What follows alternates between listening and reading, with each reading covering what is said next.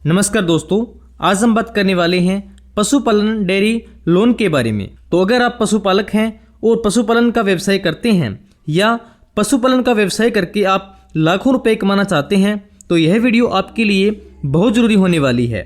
यानी अगर आप गाय भैंस रखते हैं या गाय भैंस खरीदकर अपना खुद का व्यवसाय करना चाहते हैं तो आप पशुपालन के लिए 10 लाख का लोन प्राप्त कर सकते हैं, जिसमें आपको 50% तक की सब्सिडी भी मिलती है। तो आज की वीडियो में हम 1 बाय 1 करके पशुपालन डेयरी लोन के बारे में डिटेल से समझते हैं। जैसे आप लोन कैसे प्राप्त कर सकते हैं, लोन प्राप्त करने का क्या प्रोसेस रहेगा, जरूरी डॉक्यूमेंट्स आपके पास क्या क्या होने चाहिए, आपको किस कंडीशन पर लोन दिया जाएगा, यानी इसकी जो नियम शर्तें हैं वह क्या होगी और आपको कितना लोन मिल सकता है। तो सबसे पहले हम बात करते हैं कि आपको कितना लोन मिल सकता है। तो यहाँ पे आपको एक गाय के लिए 60,000 रुपये मिलते हैं और एक भैंस के लिए 80,000 रुपये तक जो लोन है वह मिलता है। यानी अगर आप 4 से 5 लाख तक का लोन लेना चाहते हैं तो आपको कम से कम 6-7 गाय भैंस दिखानी होगी, और आपको इससे बड़ा लोन लेना है तो आपको कम से कम 10 से 12 गाय या भैंस दिखानी होगी। तो अभी हम बात कर लेते हैं इसकी कंडीशन की, यानी आपको किस किस शर्त में लोन दिया जाएगा। तो सबसे पहले मैं इसमें आपको बता दूं कि यह जो लोन है यह आपको बिना गारंटी के दिया जाता है, यानी इसमें आपको कोई गारंटर नहीं दिखाना होता।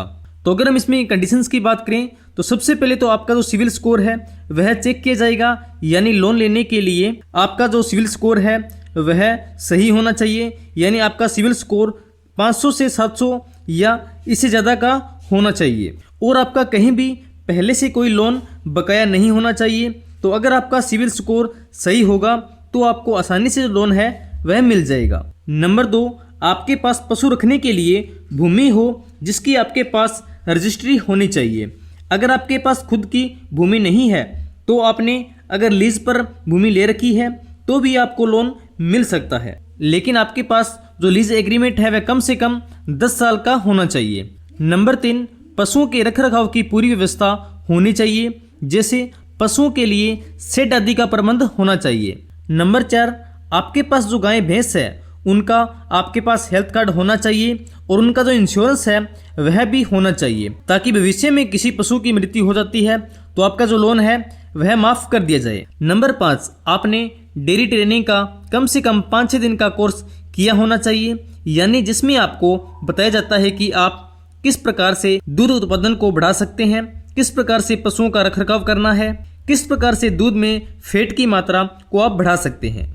तो अगर आप इन कंडीशंस को पूरा करते हैं तो आपको जो लोन है वह आसानी से मिल जाता है। तो अभी हम बात करते हैं लोन आपने कैसे प्राप्त करना है, कहाँ आपको जाना पड़ेगा, कितनी सब्सिडी आपको मिलेगी। तो इसमें हम पहले जान लेते हैं इसके ज़रूरी डॉक्यूमेंट्स के बारे में। यानी किसी भी स्कीम का लाभ लेने के लिए डॉक्यूमेंट की एक अहम भूमिका होती है, क्योंकि पात्रता के आधार पर आपके पास डॉक्यूमेंट पूरे होते हैं तो आपको कोई भी स्कीम है वह आसानी से मिल जाती है, इसमें आपको कोई भी परेशानी नहीं आती।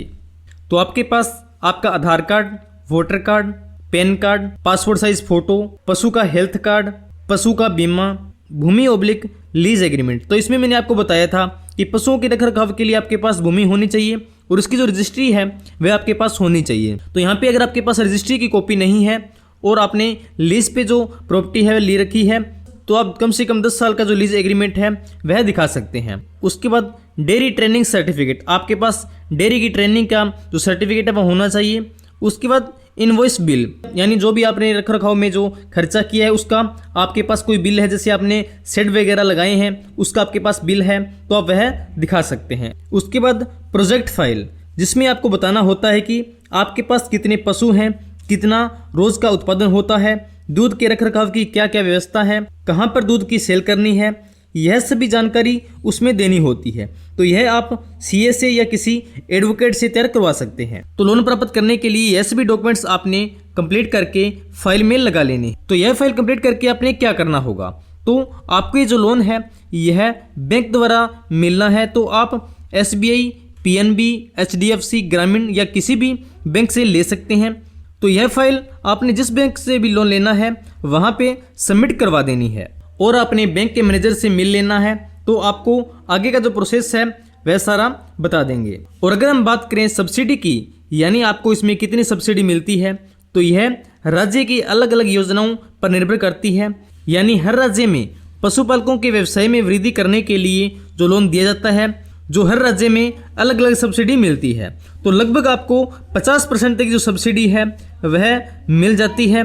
यानी अगर आपको 8 लाख तक का लोन मिलता है तो आपको सिर्फ 4 लाख रुपए ही वापस भरने होते हैं। तो यह थी वीडियो पशुपालन डेयरी लोन के बारे में। तो यह वीडियो आपके लिए काफ़ी हेल्पफुल रही होगी। तो यह वीडियो आपने अपने दोस्तों को व्हाट्सएप पे या फेसबुक आदि पे शेयर कर देना है, और चैनल पर नए हैं तो चैनल को सब्सक्राइब कर लेना है और अपने बेल आइकन को प्रेस कर लेना है ताकि आपको आने वाली नई नई योजनाओं के बारे में पता लग सके। तो मेरी वीडियो को वॉच करने के लिए आप सभी का बहुत बहुत धन्यवाद। जय हिंद, जय भारत।